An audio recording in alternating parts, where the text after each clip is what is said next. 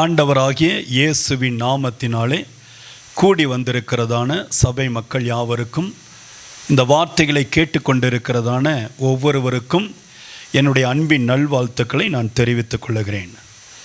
சிங்காசனம் வைக்கப்பட்டிருக்கிறது. சிங்காசனத்திலே ஆண்டவராகிய இயேசு அவர் நீதி உள்ளவராய் வீற்றிருக்கிறார். இந்த நீதியுள்ள தேவனாகிய அந்த தகப்பன் நியாயம் விசாரிக்கும்படியாய் வீற்றிருக்கிறார். இந்த தகப்பன் வெள்ளாடுகளையும் செம்மறி ஆடுகளையும் வெவ்வேறாக பிரித்து வலது பக்கத்திலே இடது பக்கத்திலே ஒவ்வொரு அந்த குரூப்பாக நிறுத்தி வைக்கிறார். தேவனாகிய கர்த்தர் சிங்காசனத்தில் வீற்றிருந்து எதையோ ஒரு காரியத்தை சொல்லிக் கொடுக்கிறார். இரண்டு பிரிவுகளாக பிரிக்கப்பட்டு ஒரு பிரிவுக்கு நியாயத்தையும் இன்னொரு பிரிவுக்கு அவருடைய நியாயத்தையும் கர்த்தர் செய்கிறார். அதை நாம் இன்றைக்கு வேதத்திலிருந்து வாசிக்க போகிறோம். உதவி செய்யும் பொழுது, தான தர்மங்கள் செய்யும் பொழுது, மற்றவர்களுக்கு பிரயோஜனமுள்ள பாத்திரமாய் இருக்கும் பொழுது தேவன் அதை எந்த அளவுக்கு அங்கீகரிக்கிறார், நேசிக்கிறார் என்பதை வேதத்தின் வார்த்தையிலிருந்து நாம் கற்றுக்கொள்ள முடியும். மத்தேயு எழுதின சுவிசேஷ புத்தகம் 25வது அதிகாரம் 31 நாம் வாசிக்க கேட்போம். அன்றியும் மனுஷகுமாரன் தமது மகிமை பொருந்தினவராக சகல பரிசுத்த தூதரோடும் கூட வரும்போது தமது மகிமையுள்ள சிங்காசனத்தின் மேல் வீற்றிருப்பார். அப்பொழுது சகல ஜனங்களும், எல்லாரும் சேர்ந்து வாசிப்போம். அப்பொழுது சகல ஜனங்களும் அவருக்கு முன்பாக சேர்க்கப்படுவார்கள். மேய்ப்பனானவன் செம்மறி ஆடுகளையும் வெள்ளாடுகளையும் வெவ்வேறாக பிரிக்கிறது போல அவர்களை பிரித்து செம்மறி ஆடுகளை நிறுத்தி, நிதானமா வாசிங்க, அவசரப்பட வேண்டாம். செம்மறி ஆடுகளை தமது வலது பக்கத்திலும் வெள்ளாடுகளை தமது இடது பக்கத்திலும் நிறுத்துவார். அப்பொழுது ராஜா தமது வலது பக்கத்தில் நிற்பவர்களை பார்த்து, வாருங்கள், என் பிதாவினால் ஆசீர்வதிக்கப்பட்டவர்களே, உலகம் உண்டானது முதல் உங்களுக்காக ஆயத்தம் பண்ணப்பட்டிருக்கிற ராஜ்யத்தை சுதந்திரித்துக் கொள்ளுங்கள். போதும்.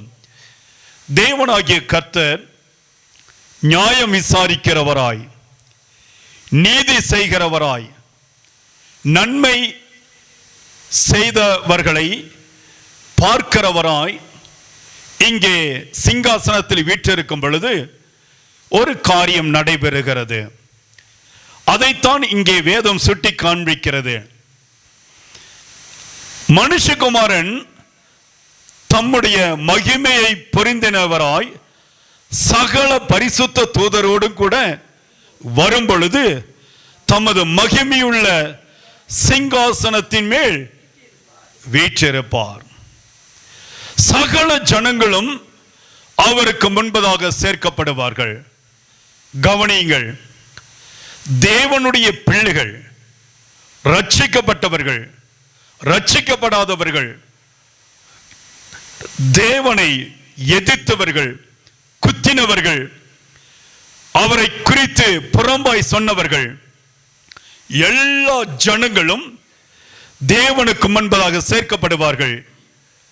மேய்ப்பனானவன் செம்மறி ஆடுகளையும் வெள்ளாடுகளையும் வெவ்வேறாக பிரிக்கிறது போல அவர்களை பிரிக்கிறாராம்.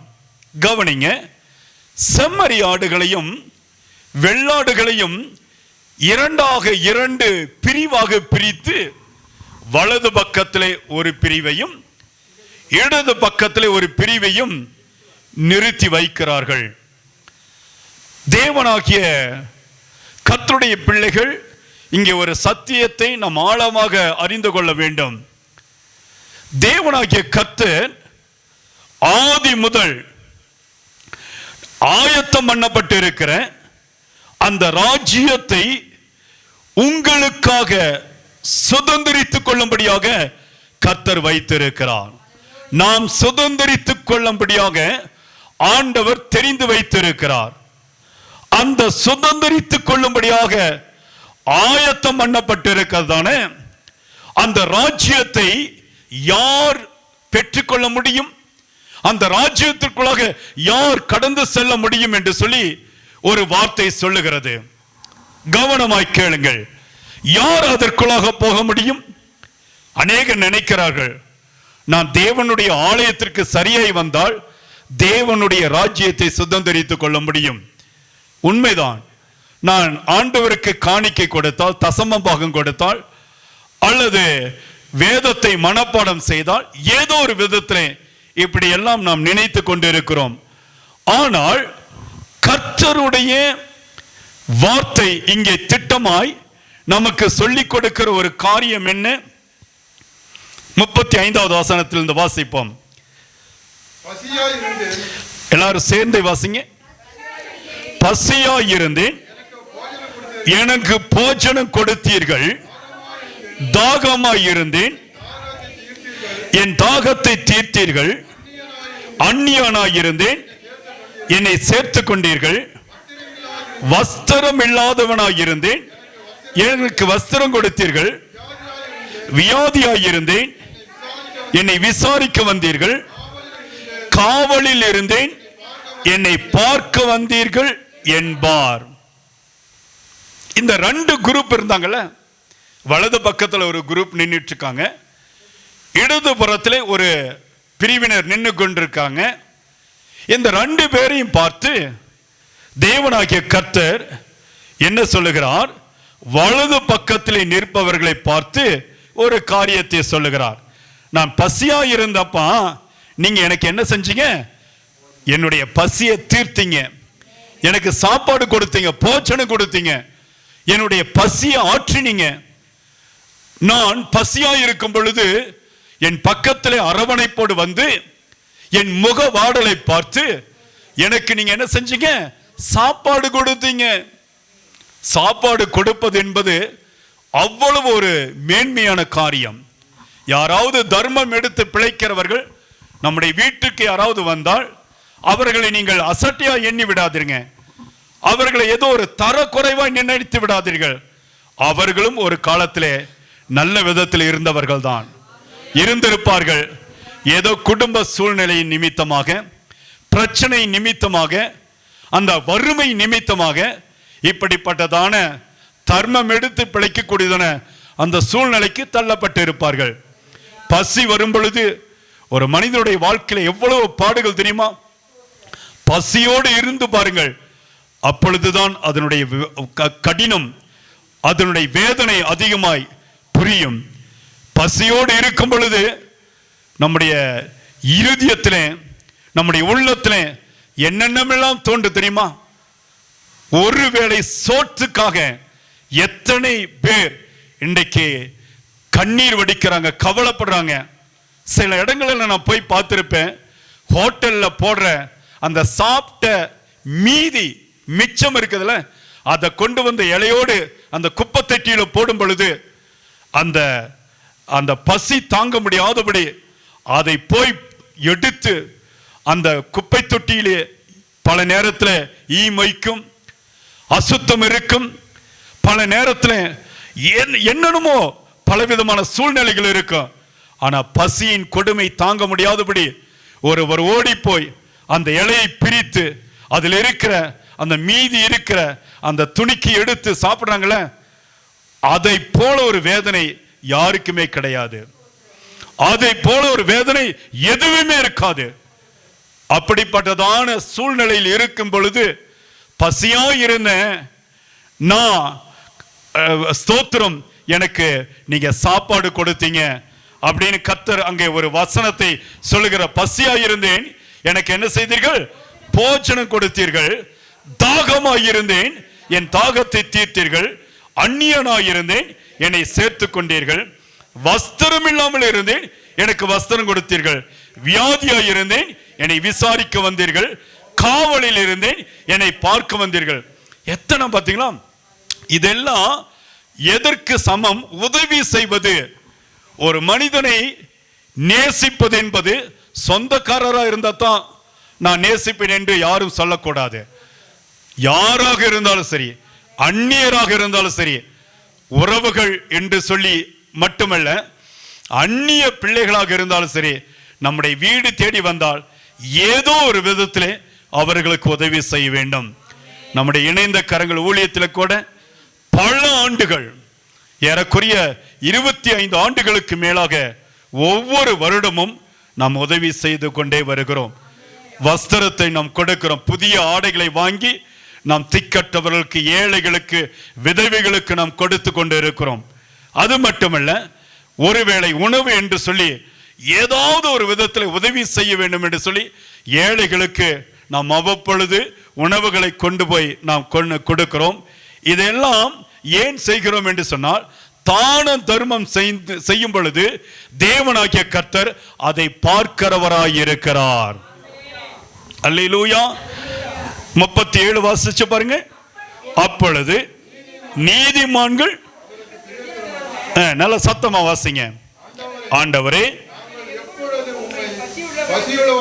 கண்டு போஜனம் கொடுத்தோம், எப்பொழுது உம்மை தாகமுள்ளவராக கண்டு உம்முடைய தாகத்தை தீர்த்தோம், எப்பொழுது உம்மை அந்நியராக கண்டு உம்மை சேர்த்து கொண்டோம், எப்பொழுது உம்மை வஸ்திரம் இல்லாதவராக கண்டு உமக்கு வஸ்திரம் கொடுத்தோம், எப்பொழுது உம்மை வியாதி உள்ளவராக காவலில் இருக்கிறவராகவும் கண்டு உம்மிடத்தில் வந்தோம் என்பார்கள்.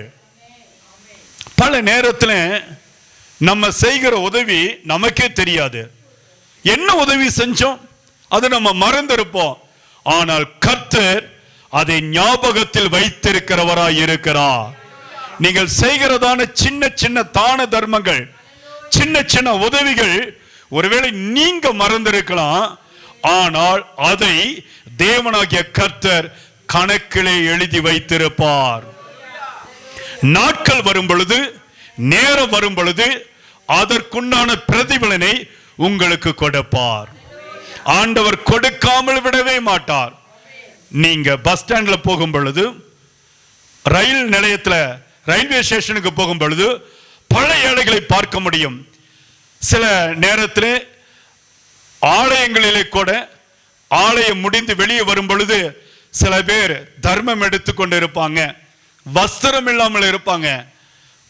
தேவனாகிய கர்த்தர் இன்னைக்கு நமக்கு நல்ல ஆகாரத்தை கொடுத்து வச்சிருக்கிறார்கள், நல்ல ஆடைகளை கொடுத்து, நல்ல துணிகளை உடுத்தும்படியான அந்த பலனை கர்த்தர் கொடுத்து வைத்திருக்கிறார்கள். பல நேரத்தில் நமக்கு எந்த வியாதி இல்லாதபடி சுகமாய் சுற்றி திரியும்படியான அந்த பலனை கர்த்தர் கொடுத்து வைத்திருக்கிறார்கள். ஆனால் அநேக ஜனங்கள் இன்றைக்கும் வஸ்திரம் இல்லாதபடி, ஒருவேளை உணவு இல்லாதபடி, ஸ்தோத்திரம், அவர்கள் திக்கற்றவர்களாக, கைவிடப்பட்டவர்களாக, கண்ணீர் வடிப்பவர்களாக இன்றைக்கும் அநேக பேர் சுற்றி கொண்டிருக்கிறாங்க. ஆண்டவர் சொல்லுகிறார், ஏழைக்கு இறங்குகிறவன் கர்த்தருக்கே கடன் கொடுக்கிறான். அல்லேலூயா. ஆண்டவருடைய வசனம் சொல்லுகிறது, அங்கே அதற்கு ராஜா பிரதியுத்தரமாக, மிகவும் சிறியவராகிய என் சகோதரரான இவர்களில் ஒருவனுக்கு நீங்கள் எதை செய்தீர்களோ அதை எனக்கே செய்தீர்கள் என்று மெய்யாகவே உங்களுக்கு சொல்லுகிறேன். ஆண்டவர் என்ன சொல்லிக் கொடுக்கிறார்? கவனிங்க. ஆண்டவர் என்ன சொல்லுகிறார்? சகோதரன் என்று அழைக்கிறார். திக்கற்றவர்களை, பரதேசிகளை, தர்மம் எடுத்து பிழைக்கிறவர்களை, வீடு இல்லாதவர்களை, வசதி இல்லாதவர்களை, கைவிடப்பட்டவர்களை, தள்ளப்பட்டவர்களை, ரோட்டில் படுத்து கிடக்கிறவர்களை, ஸ்தோத்திர அனாதிகள் என்று சொல்லி விடப்பட்டவர்களை தேவனாகிய கர்த்தர் எப்படி அழைக்கிறார் தெரியுமா? இவர்கள் என்னுடைய சகோதரர்கள், இவர்கள் என்னுடைய உடன் பிறந்தவர்கள், இவர்கள் எனக்குரியவர்கள் என்று கர்த்தர் உரிமை பாராட்டி சொல்லுகிறார். அல்லேலூயா. ஆண்டவருடைய வார்த்தை என்ன சொல்லுகிறது? இப்படிப்பட்டவர்களுக்கு எதையாவது செய்கிறதான இந்த இருதயம் தேவனுடைய பிள்ளைகளுக்கு உடனே கடந்து வர வேண்டும். கடின இருதயத்தோடு நாம் இருக்கக்கூடாது. கடின இருதயத்தோடு யாரையும் நாம் பார்க்க கூடாது. எதையாவது அந்த உதவியற்றவர்களுக்கு செய்து ஆண்டவருக்கே செய்தது போல. நீங்க பாருங்க, வாங்குவதை காட்டிலும் கொடுக்கிறதுல இருக்கிற இன்பம் இருக்குது பாத்தீங்களா? அதுல இருக்கிற ஒரு திருப்தி, அதுல இருக்கிற ஆசீர்வாதம், அதுல இருக்கிற மகிழ்ச்சி வாங்குவதில் இருப்பாது. ஆமென். எப்பொழுதும் தேவனுடைய பிள்ளைகள் மற்றவர்களுக்கு உதவி செய்கிற ஸ்தானத்திலே இருந்து கொண்டே இருக்க வேண்டும். அதற்காகத்தான் ஆண்டவர் நம்மை படைத்து வைத்திருக்கிறார். அல்லேலூயா. ஏழைகளுக்கு உதவி செய்ய வேண்டும், திக்கற்றோருக்கு உதவி செய்ய வேண்டும், ஊழியக்காரருக்கு உதவி செய்ய வேண்டும், ஊழியத்தை தாங்க வேண்டும், நேசிக்க வேண்டும். இதையெல்லாம் தேவனாகிய கர்த்தர் அவர் எப்பொழுதும் பார்க்கிறவராய் இருக்கிறார். அப்பொழுது அடுத்த வசனம் பாருங்க. அப்பொழுது இடது பக்கத்தில் நிற்பவர்களை பார்த்து அவர் சபிக்கப்பட்டவர்களை என்னை விட்டு பிசாசுக்காகவும் அவன் தூதர்களுக்காகவும் ஆயத்தம் பண்ணப்பட்டிருக்கிற நித்திய அக்கினியிலே, ஆண்டவர் சொல்லிக் கொடுக்கிறார், நித்திய அக்கினியிலே ஒரு சாராரை கர்த்தர் தள்ளுகிறார். ஒரு சாராரை தேவன் தன்னுடைய அவர்களுக்காய் ஆயத்தம் பண்ணப்பட்டிருக்கிற தேவ ராஜ்யத்தை கொடுக்கிறார். ஒன்று தேவனுடைய ராஜ்யம், இன்னொன்று நித்திய அக்கினி. கவனிங்க, வலது பக்கத்திலே ஒரு காரியம் வைக்கப்பட்டிருக்கிறது, இடது பக்கத்திலே ஒரு சாரார் நின்று கொண்டு இருக்கிறாங்க. தேவனாகிய கர்த்தர் சொல்லுகிறார், வெள்ளாடுகளாகவும் செம்மறியாடுகளாகவும் வெவ்வேறாக பிரிக்கிறது போல பிரித்து வைத்திருக்கிறார். ஒரு பக்கத்திலே தேவனுடைய ராஜ்யத்தை சுதந்திரித்துக் கொள்ளும்படியாக ஒரு சில மக்களை கர்த்தர் தெரிந்து கொள்ளுகிறார். இன்னொரு பக்கத்திலே நித்திய அக்கினி. இது யாருக்காக கொடுக்கப்படுகிறது என்று சொன்னால், தான தருமங்கள் செய்து தங்களால் முடிந்த அளவுக்கு ஏழைகளுக்கும் மற்றவர்களுக்கும் உதவிக்கரம் நீட்டுகிற அந்த பிள்ளைகளுக்கு தேவனாகிய கர்த்தர் சொல்லுகிறார், அவருடைய ராஜ்யத்தை சுதந்திரித்துக் கொள்ளுகிற அந்த அதிகாரத்தை கர்த்தர் கொடுக்கிறார். அல்லேலூயா. இன்னொரு பக்கம் அப்படி செய்யாதவர்களுக்கு தேவன் என்ன செய்கிறார்? நித்திய அக்கினியிலே அவர்களை வென்று போகும்படியாக அவர் அப்படிப்பட்ட காரியத்தையும் நியாயத்தையும் வைத்திருக்கிறார். 42 வசனத்தை வாசித்து பாருங்க. பசியாயிருந்தேன், எனக்கு போஜனம் கொடுக்கவில்லை, தாகமாய் இருந்தேன், நீங்கள் என் தாகத்தை தீர்க்க. ரொம்ப முக்கியமான வசனம், ரொம்ப மிக முக்கியமான வார்த்தை. தேவனுடைய பிள்ளைகள், கர்த்தருடைய பிள்ளைகள் இதை நன்கு உணர்ந்து கொள்ள வேண்டும். ஓ, இப்படியெல்லாம் செய்யணுமா? இப்படியெல்லாம் செஞ்சாதான் நம்ம ஆண்டோடைய பிள்ளை இருக்க முடியுமா? ஆமாம், நாம் கர்த்தருடைய பிள்ளைகள் என்பதற்கு நம்மிடத்தில் இருக்கிறதான ஈகை குணம், உதவி செய்கிற குணம் நம்முடைய உள்ளத்தில் உருவாக்கி கொண்டே இருக்க வேண்டும். ஒவ்வொரு நாளும் மற்றவர்களுக்காக ஏதாவது ஒரு உதவி செய்து கொண்டே இருக்க வேண்டும். அல்லேலூயா. செய்கிறேன், தான தர்மம் செய்கிறேன் என்று சொல்லி ஏதோ சாதாரணமா செய்யக்கூடாது. ஆண்டவருக்கே செய்வதை போல நீங்கள் முழு உள்ளத்தோடு இதை செய்யும் பொழுது தேவன் அதை ஆசீர்வதிக்கிறவராய் இருக்கிறார். அல்லேலூயா. வாசிச்சு பாருங்க. அடுத்த வசனம். அந்நியனாய் இருந்தேன், நீங்கள் என்னை சேர்த்துக் கொள்ளவில்லை, வஸ்திரம் இல்லாமல் இருந்தேன், நீங்கள் எனக்கு வஸ்திரம் கொடுக்கவில்லை, வியாதி உள்ளவனாயும் காவலில் அடைக்கப்பட்டவனாயும் இருந்தேன், நீங்கள் என்னை விசாரிக்க வரவில்லை என்பார். அல்லேலூயா. அப்பொழுது அவர்களும் அவருக்கு பிரதியுத்தரமாக, ஆண்டவரே, உம்மை பசி உள்ளவராகவும் தாகம் உள்ளவராகவும் அந்நியராகவும் வஸ்திரம் இல்லாதவராகவும் வியாதிப்பட்டவராகவும் காவலில் அடைக்கப்பட்டவராகவும் நாங்கள் எப்பொழுது கண்டு உமக்கு உதவி செய்யாதிருந்தோம் என்பார்கள். அல்லேலூயா.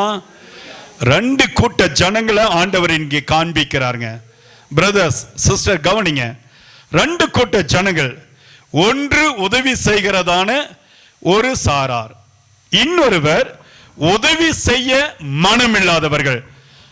வசதிகள் இருக்கும், ஆசைகள் இருக்கும், எல்லா விதமான அவர்களுக்கு அந்த வாய்ப்புகள் இருக்கும்.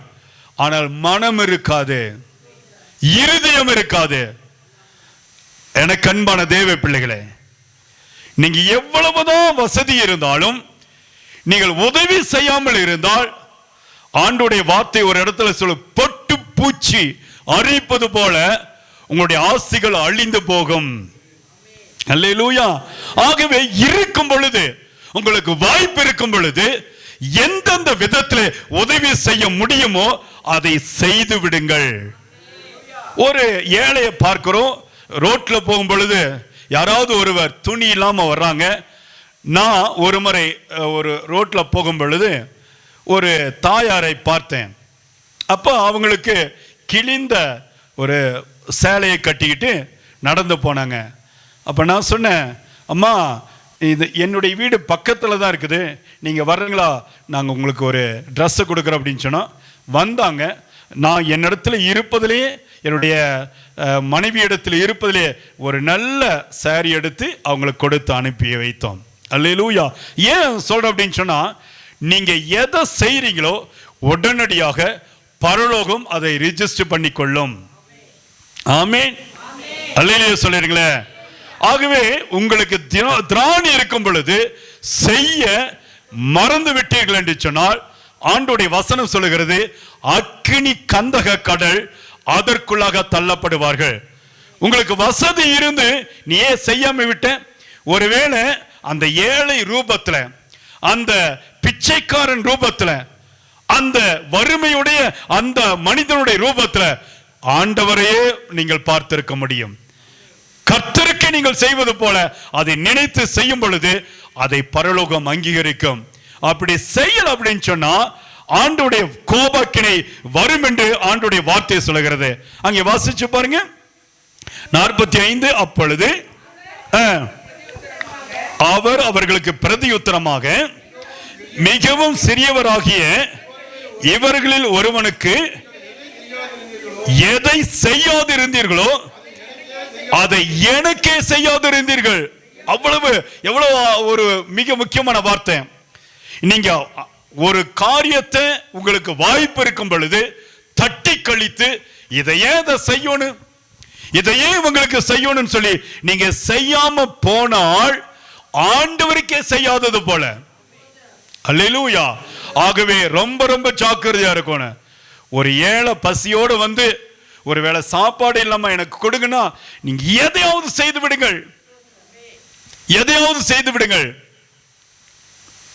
அந்த விதவை ஒரு தீர்க்கதரிசிக்கு தன்னிடத்தில் இருந்ததான மாவை வைத்து அடை சுட்டு கொடுத்தாள். அவ்வளவுதான்.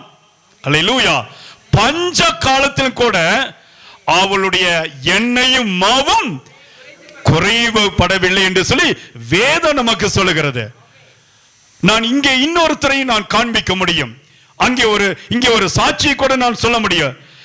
எனக்கே செய்யாதிருந்தீர்கள் என்று மெய்யாகவே உங்களுக்கு சொல்லுகிறேன். 46வது எல்லாரும் சேர்ந்து வாசிங்க. அந்தபடி இவர்கள் நித்திய ஆக்கினி அடையவும் நீதிமான்களோ நித்திய ஜீவனை அடையவும் போவார்கள் என்றால், அப்ப நித்திய ஆக்கினி வைக்கப்பட்டிருக்கிறது, நித்திய ஜீவன் வைக்கப்பட்டிருக்கிறது. நன்மை செய்கிறவர்களுக்கு, உதவி செய்கிறவர்களுக்கு, தானம் தர்மம் செய்கிறவர்களுக்கு நித்திய ஜீவனை தேவனாகிய கர்த்தர் வைத்திருக்கிறார். அல்லேலூயா. உதவி செய்யாதவர்களுக்கு, தர்மம் செய்யாதவர்களுக்கு, பசியாய் இருக்கிறவர்களுக்கு இறங்காமல் இருக்கிறவர்களுக்கு, வஸ்திரம் இல்லாமல் இருக்கிறவர்களை கண்டால் புறம்பே தள்ளுகிறவர்களுக்கு நித்திய ஆக்கினை இருக்கிறது என்று வேதம் சொல்லிக் கொடுக்கிறது. அல்லேலூயா. கவனிங்க, நம்ம இப்படி தானம் தர்மம் செய்வதனால எனக்கு என்ன லாபம்? அப்படித்தானே நம்ம நினைக்கிறோம். ஆண்டுடைய ஆலயத்துக்கு வரும் பொழுது இங்க போனா எனக்கு ஏதாவது கிடைக்குமா? அப்படித்தான் நீங்க வரீங்க. அப்படி கிடையாது. தேவனுடைய ஆலயத்துக்கு வருவது கர்த்தரை தொழுது கொள்வதும், கர்த்தரை ஆராதிப்பதும், தேவனுடைய சத்தத்தை கேட்டு அதன்படி நடக்கவும், நான் பழக்கப்படுத்தி வைத்துக் கொள்ளும்படியாக, என்னை பக்குவப்படுத்தும்படியாக, நான் கர்த்தரை தேடும்படியாக, நான் கர்த்தருடைய முகத்தை பார்க்கும்படியாக கர்த்தருடைய ஆலயத்துக்கு வருகிறேன். இங்கே லாப நஷ்ட கணக்கு பார்க்கும்படியாக, லாபத்தை பார்த்து எதிர்பார்த்து நீங்கள் ஒருவேளை தேவனுடைய ஆலயத்துக்கு வருவீர்கள் என்று சொன்னால் நீங்கள் ஏமாந்து போவீர்கள். இங்கே வரும் பொழுது தேவனாகிய கர்த்தர் நித்திய வாழ்வுக்குண்டான வழிகளை கர்த்தர் காண்பிக்கிறார். நித்திய ஆக்கினையும் கர்த்தர் காண்பிக்கிறார். எது உனக்கு வேண்டுமோ அதை நீ எடுத்துக்கொள். ஆகவேதான் தேவனுடைய ஆலயத்திலே, இங்கே நம்முடைய திருச்சபையிலே ஒவ்வொரு வாரமும் கர்த்தருடைய வார்த்தையை உங்களுக்கு திட்டமாய் பிரசங்கிக்கப்படுகிறது. தேவனுடைய சத்தியத்தை சொல்லுகிற இடங்களிலே கூட்டம் சற்று குறைவாக இருந்தாலும் கவனிங்க, இங்கேதான் நித்திய வாழ்வுக்குண்டான ஆசீர்வாத வழியை கர்த்தர் வைத்திருக்கிறார். பெரும் கூட்டத்தை கண்டு நீங்கள் ஸ்தோத்திரம், அங்கே பல மேஜிக் வித்தைகள் செய்து கொண்டு இருக்கிற சில காரியத்தை கண்டு நீங்கள் ஏமாந்து போய்விடக் கூடாது. சத்தியத்தையும் அறிவீர்கள், சத்தியம் உங்களை விடுதலையாக்கும். அல்லேலூயா. உதவி செய்வதால் நமக்கு சில நன்மைகள் வரும் என்று சொல்லி நான் உங்களுக்கு சொன்னேன்ல. என்ன எப்படிப்பட்ட உதவிகள் வரும், எப்படிப்பட்ட நன்மைகள் வரும்? ஒரு ஆதாரத்தோடு ஒரு சகோதரியை நான் உங்களுக்கு காண்பிக்கிறேன். அப்போஸ்தலர் நடபடிகள் 9வது அதிகாரம் நாம் வாசிக்க கேட்போம். 36 நாம் வாசிக்க கேட்போம். யோப்பா பட்டணத்தில் கிரேக்கு பாஷையில் தொற்கால் என்று அர்த்தம் கொள்ளும் தபித்தாள் என்னும் பேருடைய ஒரு சீஷி இருந்தாள். அவள் நற்கிரிகளையும் தர்மங்களையும் மிகுதியாய் செய்து கொண்டு வந்தாள். அல்லேலூயா. கவனிங்க, ஆண்டுடைய வார்த்தை சொல்கிறது, பெண்மான் என பெயருள்ள, பெண்மான் என்கிற ஒரு பெயருள்ள தோற்காள், அவள்தான் ஆண்டுடைய வசனம் சொல்கிறது தோற்காள் என்று அர்த்தம் கொள்ளும் தபித்தாள் என்னும் பெயருள்ள ஒரு சீஷர் இருந்தாள். அவள் என்ன செய்தாள்? தர்மங்களை செய்து வந்தாள், தான தர்மங்களை செய்து வந்தாள். தனக்கு கிடைத்ததான ஆசீர்வாதத்திலே பல விதத்திலே ஏழைகளுக்கும் திக்கற்றவர்களுக்கும் முடியாதவர்களுக்கும் உதவி செய்து கொண்டு வந்த ஒரு நல்ல பெண்மணி. பெண்மான் என்று சொல்லி பெயர்பட அழைக்கப்படுகிறதான ஒரு பெண்மணி. இந்த தபித்தாளை குறித்து வேதம் சொல்லும் பொழுது அந்நாட்களில் வாசிச்சு பாருங்க, அவள் வியாதிப்பட்டு மரணம் அடைந்தாள். அவளை குளிப்பாட்டி மேல் வீட்டிலே கிடத்தி வைத்தார்கள். அநேக நினைக்கலாம், நம்ம தான தர்மம் செஞ்சா, உதவி செஞ்சா நமக்கு ஆபத்து தான் வருமா, பிரச்சனை தான் வருமா, பாடுகள் தான் வருமா என்று சொல்லி நீங்கள் நினைப்பீர்கள் என்று சொன்னால், இங்கே கீழே நாம் வாசிக்க கூடியதான இந்த வார்த்தையானது மிக திட்டமாக ஒரு ஆசீர்வாதத்தை கொண்டு வருகிறதாய். மரணம் அடைந்தாள். அவள் உதவி செய்தவள், மற்றவர்களை நேசித்தவள், தான தர்மங்களை செய்தவள், எல்லாருக்கும் உதவியாய் இருந்த ஒரு மகள் திடீரென்று மரித்து விட்டாள். மரித்த பின்பாக அவளை குளிப்பாட்டி மேல் வீட்டில் என்ன செய்தார்கள்? கிடத்தி வைத்தார்கள். வாசிங்க.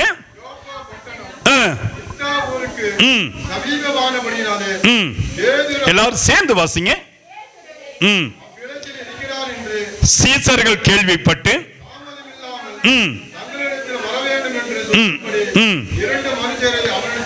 அனுப்பினார்கள். பேதுரு எழுந்து அவர்களுடனே கூட போனான். அவன் போய் சேர்ந்த பொழுது அவர்கள் அவனை மேல் வீட்டுக்கு அழைத்துக் கொண்டு போனார்கள். அப்பொழுது விதவைகள் எல்லாரும் அழுது தொற்கால் தங்களுடனே கூட இருக்கையில் செய்திருந்த அங்கிகளையும் வஸ்திரங்களையும் காண்பித்து அவனை சூழ்ந்து நின்றார்கள். பேதுரு எல்லாரையும் வெளியே போக செய்து முழங்கால் படியிட்டு ஜெபம் பண்ணி பிரேதத்தின் புறம்பாய் திரும்பி தபித்தாளே எழுந்திரு என்றான். அப்பொழுது அவள் தன் கண்களை திறந்து பேதுருவை பார்த்து உட்கார்ந்தாள். அவன் அவளுக்கு கை கொடுத்து அவளை எழுந்திருக்க பண்ணி பரிசுத்தவான்களையும் விதவைகளையும் அழைத்து அவளை உயிர்களாக அவர்களுக்கு முன் என்ன செய்தார்கள்? நிறுத்தினார்கள். இது யோப்பா பட்டணம் எங்கும் தெரிய வந்தது. அப்பொழுது அநேகர் கர்த்தரிடத்தில் விசுவாசம் உள்ளவர்களானார்கள். அல்லேலூயா. தேவனுடைய சமூகத்தில் நிற்கிற பிள்ளைகளே, நீங்க தேவனுக்கென்று எதை செய்தீர்களோ அதை அதை பரலோகம் அங்கீகரிக்கிறது. பரலோகம் அதை என்ன செய்கிறது? தன்னுடைய புஸ்தகத்தில் எழுதி வைக்கிறது. நீங்க ஒரு கலசம் தண்ணீர் கொடுத்தால் கூட அதனுடைய பிரதிபலனை நிச்சயமாய் பெற்றுக் கொள்ள முடியும். உங்களால் இயன்ற அளவு ஏழைகளுக்கும் திக்கற்றவர்களுக்கும் திடனற்றவர்களுக்கும் பலனற்றவர்களுக்கும் உதவி செய்கிற அந்த நற்குணத்தை வளர்த்துக் கொள்ளுங்க. ஆகவேதான் தேவனாகிய கர்த்தர் தேவனுடைய பிள்ளைகளாகிய நமக்கு இரக்கமுள்ள ஆவியை, இரக்கமுள்ள குணத்தை தேவன் கொடுத்து வைத்திருக்கிறார். கடின இருதயத்தை ஆண்டவர் நமக்கு கொடுக்கவில்லை, உங்களுக்கு கொடுக்கவில்லை.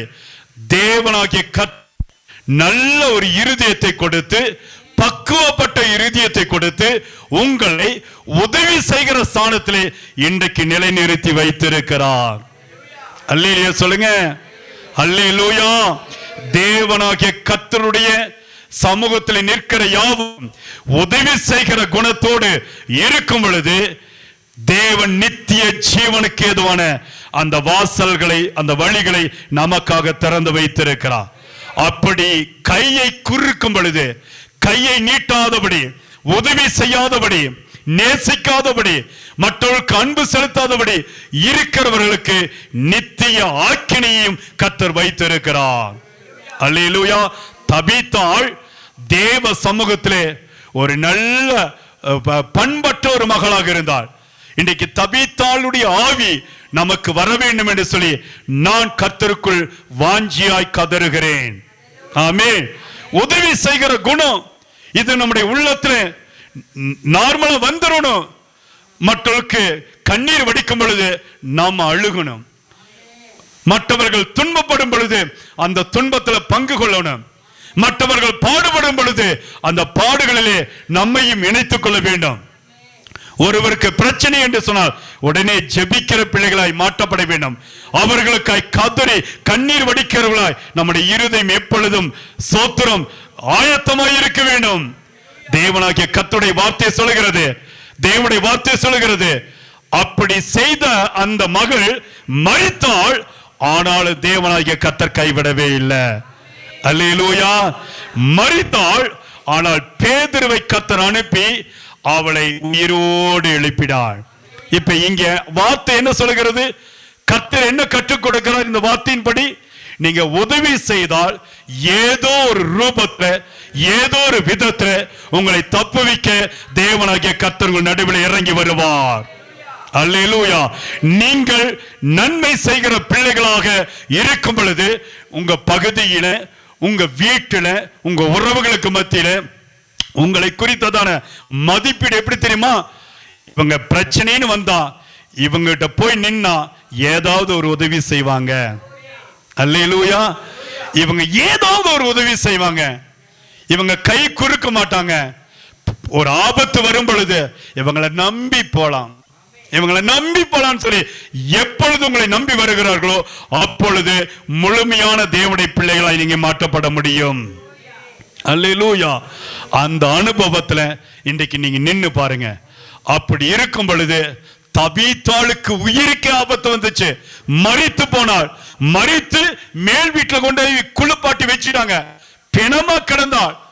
ஒன்றும் உயிரில்ல சடலம். கவனிங்க, ஒன்றுமில்லாத அந்த சடலத்தை கர்த்தர் எதற்காக தெரியுமா உயிர் போடு எழுப்பினார்? அவள் செய்த தான தர்மங்கள், அவள் செய்த உதவிகளை கர்த்தர் நினைத்து பார்த்தார். ஆமென். இன்றைக்கு உங்களுக்கு வருகிறதான எத்தனையோ பிரச்சனைகள், பாடுகளிலிருந்து கர்த்தர் விடுவித்துக் கொண்டே இருக்கிறார் என்று சொன்னால், ஏதோ ஒரு காலத்துல நீங்க உதவி செஞ்சிருக்கிறீங்க, யாருக்கோ ஒருவருக்கு உதவி செஞ்சிருக்கிறீங்க. ஏதோ ஒரு விதத்துல கண்ணுக்கு தெரியாத ஒரு உதவி, யாருக்கு தெரியாத உதவி நீங்க செய்த நிமித்தம் தேவனாகிய கர்த்தர் இன்றைக்கு உங்களுக்கு வருகிற பாடுகளிலிருந்து உங்களை விடுவித்துக் கொண்டே இருக்கிறார். இது நீங்கள் செய்த தான தர்மம், இது நீங்கள் செய்ததான உபகாரங்கள். இதற்காகவே கர்த்தர் இன்றைக்கு உங்களை ஆசீர்வாதமாய் வைத்திருக்கிறார். இனியும் நீங்க சோர்ந்து போகாதீங்க. உங்களுக்கு வாய்ப்பு கிடைக்கும் பொழுதெல்லாம் ஏதாவது ஒரு உதவியை செய்யுங்க. ஏழைகளுக்கு செய்யுங்க, சோத்திர திக்கற்றவர்களுக்கு செய்யுங்க, வியாதி உள்ளவர்களுக்கு செய்யுங்க, கைவிடப்பட்டவர்களுக்கு செய்யுங்க. இப்படி செய்யும் பொழுது உங்க குடும்பத்தை கர்த்தர் அளவில்லாமல் ஆசீர்வதித்துக் கொண்டே இருப்பார். உங்களை கர்த்தர் கைவிடவே மாட்டார். அல்லேலூயா. ஆண்டவருடைய வார்த்தை சொல்கிறது, தேவனுடைய வார்த்தை சொல்கிறது, வாருங்கள் என் பிதாவினால் ஆசீர்வதிக்கப்பட்டவர்களே. ஆண்டவர் உங்களை பார்த்து சொல்லுவார், வாருங்கள் என் பிதாவினால் ஆசீர்வதிக்கப்பட்டவர்களே. சோத்திரம். ஆதி முதல் நீதிமான்களுக்காய் செய்து வைக்கப்பட்டிருக்கிற அந்த நித்திய ராஜ்யத்தை சுதந்திரித்துக் கொள்ளுகிற ஒரு தகுதி யாருக்கு தெரியுமா? உதவி செய்கிற பிள்ளைகளுக்கு, ஆமென், நன்மை செய்கிற பிள்ளைகளுக்கு. இந்த அபிஷேகத்தை, இந்த ராஜ்யத்தை சுதந்திரித்துக் கொள்ள இன்றைக்கு நீங்க ஆயத்தமாகுங்க. இன்றைக்கு நீங்க அதற்கு ஆயத்தமாகுங்க. ஒருவேளை இதுவரையில நீங்க செய்யலன்னு சொன்னா, இனிமேல் செய்வதற்கு நீங்கள் முயற்சி செய்ய. ஏதாவது ஒரு உதவி ஏழைகளுக்கு. ஏழைகளை பார்த்தா பரிகாசம் பண்ணாதீங்க, ஏழைகளை பார்த்தா கிண்டல் பண்ணாதீங்க. சோத்ர பல நேரத்துல அந்த வஸ்திரம் இல்லாதபடி, அதாவது அவங்களுக்கு அந்த ஞானம் இல்லாதபடி, அந்த ஞாபகம் இல்லாதபடி ரோட்ல எத்தனையோ பேர் சுற்றி கொண்டு இருப்பாங்க. பைத்தியகாரத்தனமா சுற்றி கொண்டு இருப்பாங்க. அவங்களெல்லாம் பார்த்து நீங்க கிண்டல் பண்ணாதீங்க, அவங்களெல்லாம் பார்த்து நீங்க ஏளனமா நினைக்காதீங்க. சரியா? அதே போல தர்மம் எடுத்துட்டு வர்றாங்களே, அவங்களெல்லாம் பார்த்தா தொழு நோயாளிகளை, சரியா, பல நேரத்தில் இப்படி வியாதி உள்ளவர்களை பார்த்தா நீங்க அவங்கள பார்த்து கிண்டல் பண்ணிடக்கூடாது. மற்றவர்கள் உலகத்தான் என்னமோ செஞ்சுட்டு போறாங்க, ஆனா தேவனுடைய பிள்ளைகள் அதுல ரொம்ப ஜாக்கிரதையா இருக்கணும். அல்லேலூயா. ஒருவேளை சாப்பாடு கொடுத்து அனுப்பிச்சுடுங்க, சொத்தா நமக்கு மூழ்கி போகுது? ஒண்ணுமே கிடையாது. ஒருவேளை உணவை நீங்க கொடுக்கும் பொழுது அவருடைய பசியை ஆற்ற முடியும். உணவு ஸ்தோத்திர உடை இல்லாத பொழுது அவங்களுடைய ஸ்தோத்திர சரீரத்தை காப்பாற்ற முடியும். அவர்களுக்காய் பரிதபிக்க வேண்டும். இப்படி இருக்கும் பொழுது நித்திய ஜீவனை, நித்திய வாழ்க்கையை கர்த்தர் நமக்காய் வைத்திருக்கிறார். நமக்கு வருகிற எத்தனை ஆபத்துகள் இருந்தாலும் சரி, அது எல்லாவற்றிலிருந்து காப்பாற்ற நாம் செய்கிறதான இந்த தான தர்மங்கள் அதை நம்மை காப்பாற்றும். அல்லேலூயா. இந்த பலத்தோடு நின்று பாருங்க, ஆண்டவர் நம்மை கைவிடவே மாட்டார். அல்லேலூயா. தேவன் தாமே இந்த வார்த்தையின்படி உங்களை ஆசீர்வதித்து உயர்த்துவாராக. ஆண்டவருடைய கிருபை உங்கள் மத்தியிலே கடந்து வருவதாக. நீங்கள் இந்த நாளிலிருந்து தானம் தர்மம் செய்து, உதவி செய்து, திக்கற்றவர்களுக்கும் வியாதி உள்ளவர்களுக்கும் முடியாத ஏழைகளுக்கும் எதையாவது செய்து பாருங்கள். கர்த்தர் உங்களை ஆசீர்வதித்து உயர்த்தி கொண்டே இருப்பார். தேவன் தாமே உங்களை ஆசீர்வதித்து கனப்படுத்துவாராக. ஆமென்.